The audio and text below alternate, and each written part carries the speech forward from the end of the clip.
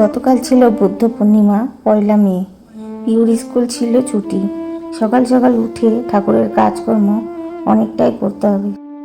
আমার ঠাকুর ঘরে যে ঠাকুরের ফুল দিয়ে সাজানো দেখতে পাচ্ছেন, এগুলো কিন্তু কিছুই আমি করিনি, কারণ আমার এতটাই শরীর খারাপ, আমি কিচ্ছু করতে পারিনি। সবই তোমাদের দাদাভাই করেছে। আমি পরে এসে ঠাকুরের গোপালের মালাগুলো আমি পরিয়ে দিয়েছি। বাদবাকি সব কাজ ঠাকুরের তোমাদের দাদাভাইই করেছে। তবে কালকের দিনটি কিন্তু খুব শুভ ছিল, খুব ভালো ছিল, আর দিনটাও মোটামুটি খুব ভালো কেটেছিল। যাই হোক, গোপালের পুজো করলে ঘরে একটা মনটা শান্তি আলাদাই লাগে। তো গতকাল বুদ্ধ পূর্ণিমার দিন, শুধু বুদ্ধ পূর্ণিমা না, প্রত্যেকটা পূর্ণিমাতে কিন্তু আমরা সত্যনারায়ণের পুজো আর কি প্রত্যেক পূর্ণিমাতে করে থাকি। তো আমার মতন কে কে পুজো করতে ভালোবাসো, সত্যনারায়ণ পুজো কাদের কাদের ঘরে তোমাদের হয়, অবশ্যই কিন্তু কমেন্টসে জানিও। তো নমস্কার বন্ধুরা, শুভ সকাল। আমি স্বপ্না, দুর্গাপুর থেকে। সবাই কেমন আছো? আশা করছি সবাই ভালো আছো, আমিও খুব ভালো আছি। পুজো হয়ে গেল, তারপর প্রসাদ নিয়ে একটু বাইরে বসে বসে প্রসাদটা খেলাম। ঠাকুরের প্রসাদ একটু শান্তি মনে করে বসে বসে খেতে ভালোই লাগলো।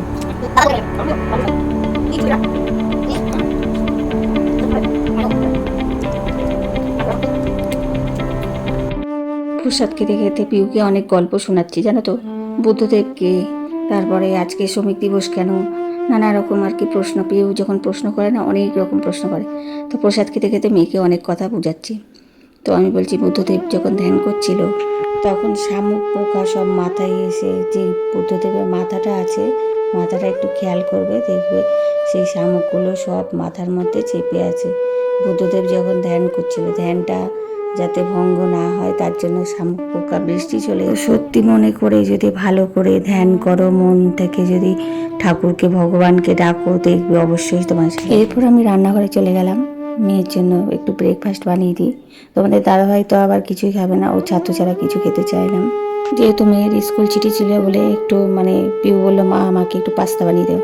পাস্তা, ম্যাগি, চাউমিন, যেগুলো ফাস্টফুড, সেগুলো তো আমি আমার মেয়ে সত্যি খেতে ভালোবাসি। তো তোমাদের দাদাভাই বললো, আমি সব কিছু খাবো না, তোমাদের জন্য বানাও। তো মেয়ের জন্য একটু পাস্তা বানাচ্ছি সকালের ব্রেকফাস্টে। তো মা মেয়ে মিলে দুজন মিলেই খেয়ে নেবো পাস্তা, আর পিউর পাপা খাবে ছাতু। এই হলো আমাদের আজকে সকালের ব্রেকফাস্ট। আর এইদিকে পুজোর প্রসাদ হয়েছিল, প্রসাদ খেয়েছি। তবে চিনি প্রসাদটা খেলে দেখবে পেটটা অনেকক্ষণ ভরে থাকে।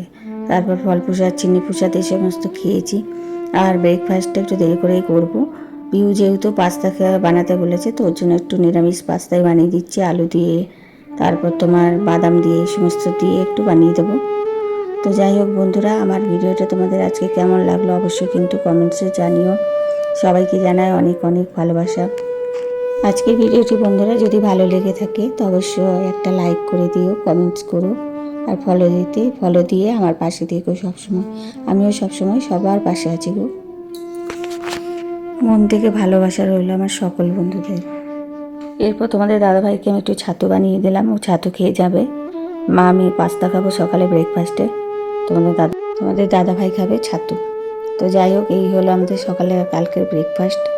গতকাল সকালবেলায় কিন্তু মেঘ করেছিল, বৃষ্টিটা অতটা হয়নি, আর পূর্ণিমা ছিল, আর সারাদিন মেঘলা আকাশ পুরো ছিল। এখন গরমটা অতটা নেই। যাই হোক, ওয়েদারটা এমনি ভালো আছে, এমনি থাকলেই ভালো হয়।